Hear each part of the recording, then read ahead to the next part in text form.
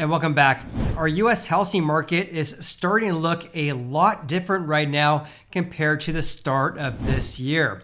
This is based on my own analysis of Realtor.com's data that was actually just released today, which is on March 30th.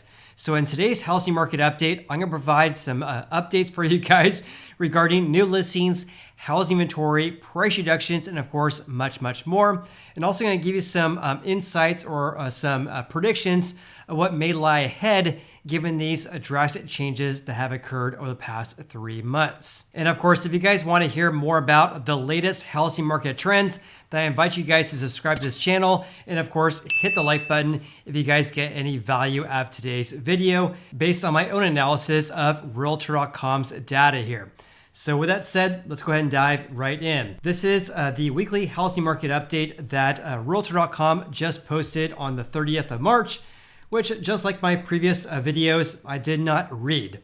Instead, go to realtor.com/research/data, click on this link right here, and it takes you more or less to this spreadsheet right here, which I have analyzed to death to kind of give you some context about what's happening right now, which again, a lot has changed compared to the start of this year. All right, with that said, let's go ahead and nerd out here.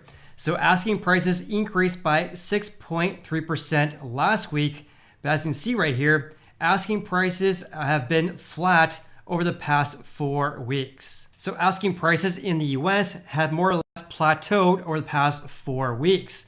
Also, the significance regarding this is that at 6.3%, a gain of 6.3% in asking prices in the US, that's actually the smallest increase going back to June 20th of 2020, right after the onset of COVID. Something else that has been happening as well is that we've been seeing single-digit increases on a year-over-year basis for asking prices for 15 consecutive weeks. And again, compared to 2022, asking prices increased by double digits every single week, except for the second half of December last year. Okay, let's talk about housing inventory, or the number of houses for sale in the US, because last week it increased by 57.1% compared to the same week of 2022. This is actually below the gains that are reported by altusresearch.com, because they have reported that inventory has increased by 64% over the past 1 year. As I mentioned in previous videos, this rise of inventory on a year-over-year basis is not due to a giant increase of new listings. In fact, we're seeing just the opposite. This rise in inventory is likely due to homes taking longer to sell. Therefore, as more and more houses get listed for sale and they take longer to sell, then housing inventory has been increasing. Something else I noticed as well, as a note right here, is that housing inventory gains on a year-over-year basis have been more or less on a downward trend since early February this year. And also at 57.1%, that's the rise last week. This is actually the smallest year-over-year gain since mid-December last year. Back in mid-December last year, which was right here, a gain of 57%, also a gain of 57% last week. The reason why I mention this is that this is so much different compared to the last 4 months last year. So from mid-September last year through the end of the year, we saw weekly gains of housing inventory compared to the same time frame 1 year ago, for 15 out of the last 16 weeks of 2022. As you can see right here, in mid-September last year, inventory was increasing greatly every single week except for 1 week through December 31st. This is so much different compared to the past couple of months because inventory growth has been decreasing for 2 consecutive months. Now here's a look at inventory levels according to altusresearch.com. Because for March 25th last year, there was 251,000 houses for sale.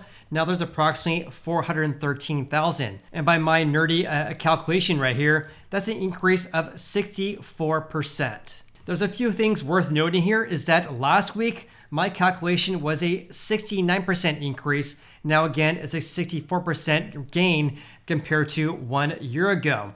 Inventory has been on a downward trend since November last year, which is entirely normal, by the way. But what is not normal is that inventory has not increased in March. Now, here's a look at inventory over the past 12 months, according to altosresearch.com. Again, right now, approximately 413,000 houses for sale. 1 year ago, approximately 251,000. Inventory has been decreasing since November last year, and this March, it also is decreasing as well. In fact, over the past several weeks here, inventory has been plateauing out. And the reason why I say this is entirely abnormal is that during a normal year, let's just go back to 2019, for example. 2019 right here. So let's exclude 90 days.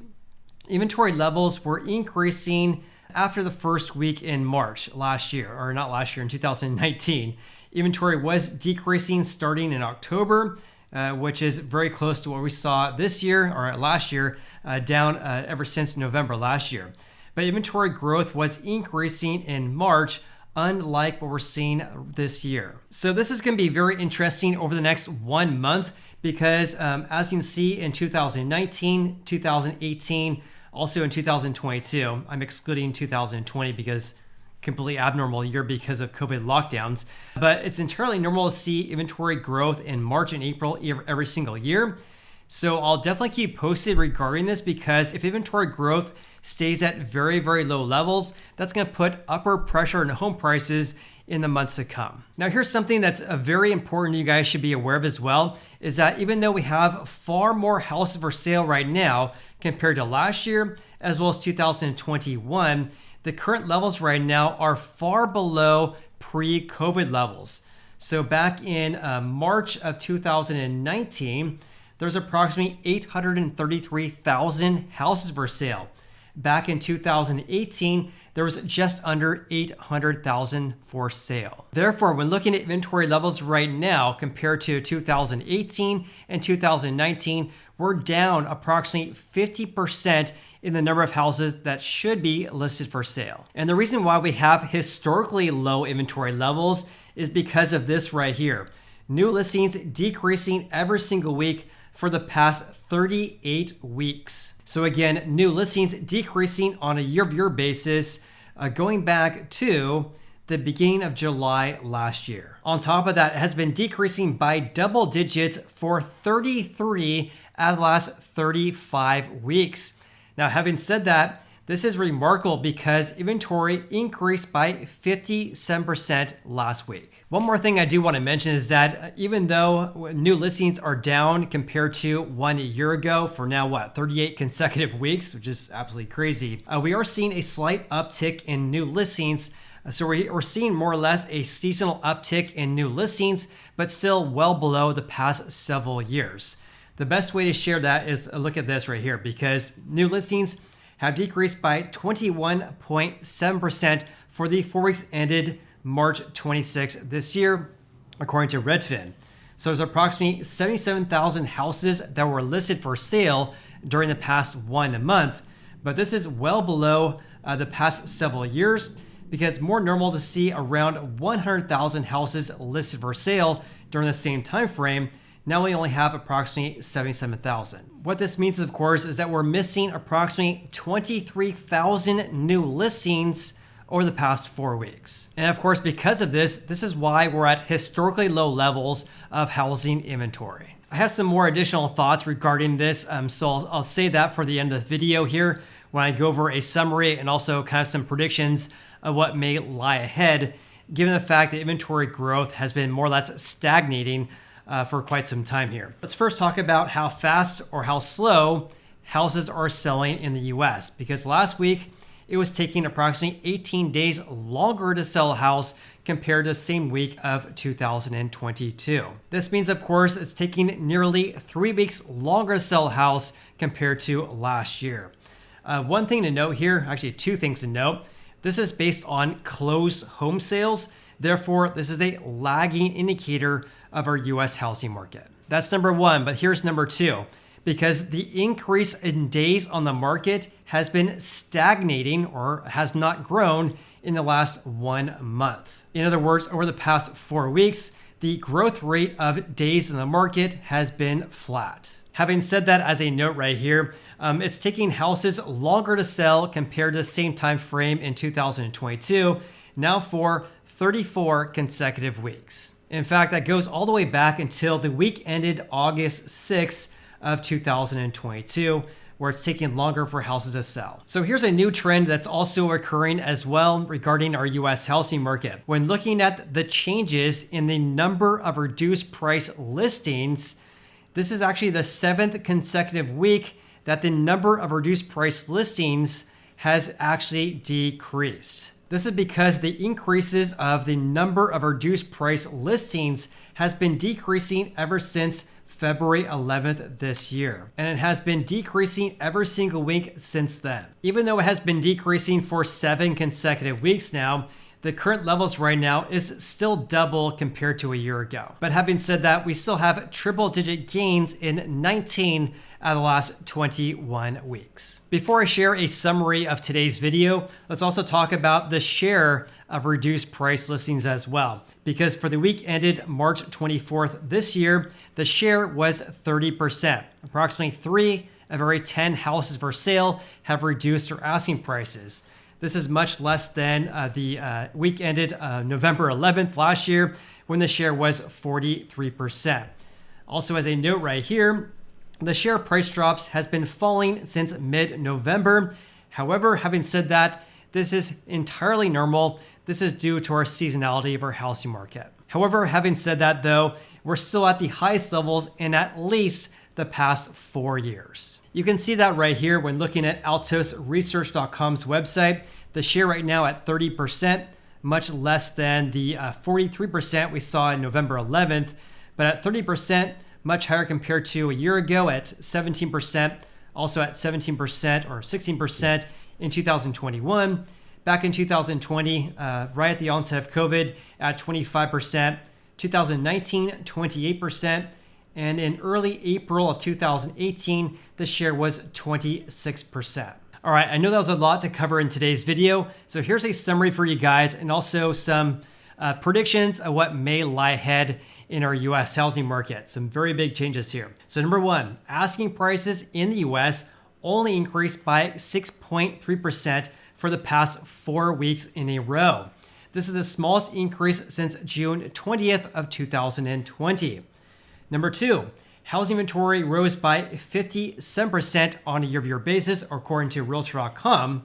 However, it has been on a downward trend since November last year. It's normal for inventory to fall in the winter, but not normal that it has not increased in March. In other words, it's more normal for inventory to increase in March, but we're not seeing it this year. New listings have been decreasing by double digits for 33 out of the last 35 weeks. The continued lack of new listings is causing inventory to stay at historically low levels, looking at pre-COVID levels, of course. Even though inventory is much higher now compared to the past couple of years. And number three, average 30-year fixed rate mortgages, according to the Mortgage News Daily, as of today is at 6.59%.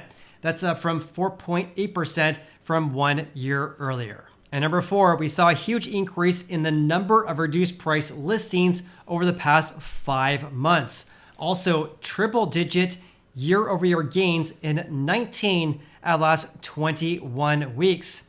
But, the number of price reductions has fallen for 7 consecutive weeks. The share price drops is at least a 5-year high though. And number five, houses are taking longer to sell for 34 consecutive weeks. Again, though, this is a lagging indication of our housing market because this is based on closed home sales. The increase in days in the market, though, has plateaued over the past 1 month. So what are some potential huge changes ahead given the drastic changes in our US housing market over the past 12 months? And a disclaimer, of course, I am not a real estate market fortune teller, but I can provide some insights or some guesses about what may happen with our market here. So average rates are just under 2 percentage points compared to 12 months ago, and that's a 20% decrease in buyers' purchasing power. Number two, Housing affordability is still an issue, especially compared to the past couple of years due to the increase in prices and, of course, rates as well. But it has improved from 1 month ago. Buyers looking to purchase a $450,000 home, putting 5% down today versus at the beginning of March this year, would save approximately $146 per month for their housing payment based on principal and interest. This is due to average rates falling from 7.1% to 6.6% as of March 30th, which is today. To combat inflation, this is number 3. To combat inflation, the Fed is raising the federal funds rate.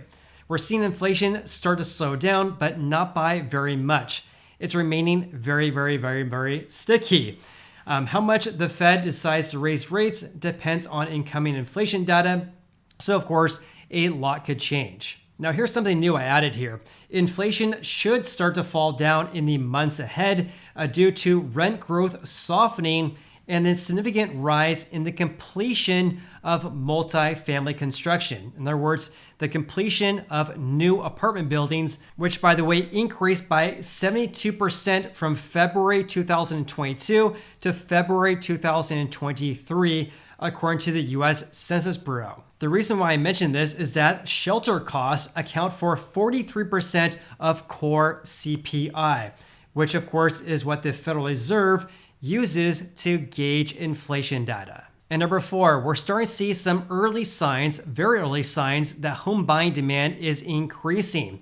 So for example, according to the MBA, they have now reported for 4 consecutive months, or weeks I should say, that applications for home loans have been increasing for 4 consecutive weeks. However, though, compared to 1 year ago, their index based on applications for home loans to buy houses is still down by 35%. Additionally, new home sales, which is defined as a contract signed between a buyer and a home builder, rose slightly for the past 3 months in a row.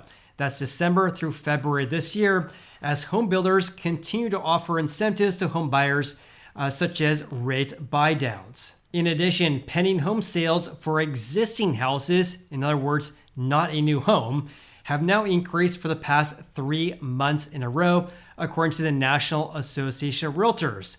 However, this is not a repeat of 2021 or the early parts of 2022. This is because demand has fallen greatly compared to the past several years. So for example, according to my own analysis of the National Association of Realtors data, pending home sales of existing houses decreased by 26% from February 2020 through February of 2023. And on top of that, when comparing levels right now, or just say February 2023 compared to February of 2019, we're down by 19% in the number of contracts being signed between buyers and sellers. And number 5, sellers and home buyers have exited the market, leading to a dip in new listings and, of course, pendings compared to the past couple of years as well. A decrease of new listings as well as contracts being signed as well. The lack of new supply or lack of new listings seen since last summer has led to inventory remaining at historically low levels, down 44% from March of 2020. In other words, we have approximately 44% less houses for sale right now compared to March of 2020. On top of that, compared to March of 2019, we're down approximately 50%. So if homeowners continue to be de-incentivized to sell their houses, that will limit housing inventory and put upward pressure on prices.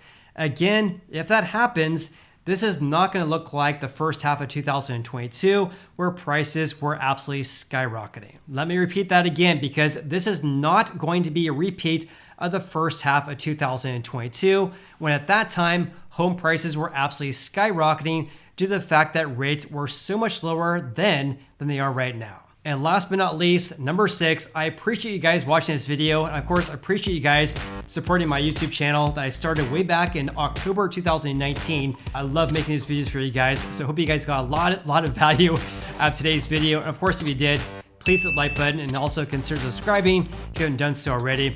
Hope you have an awesome day. I look forward to seeing you on the next video.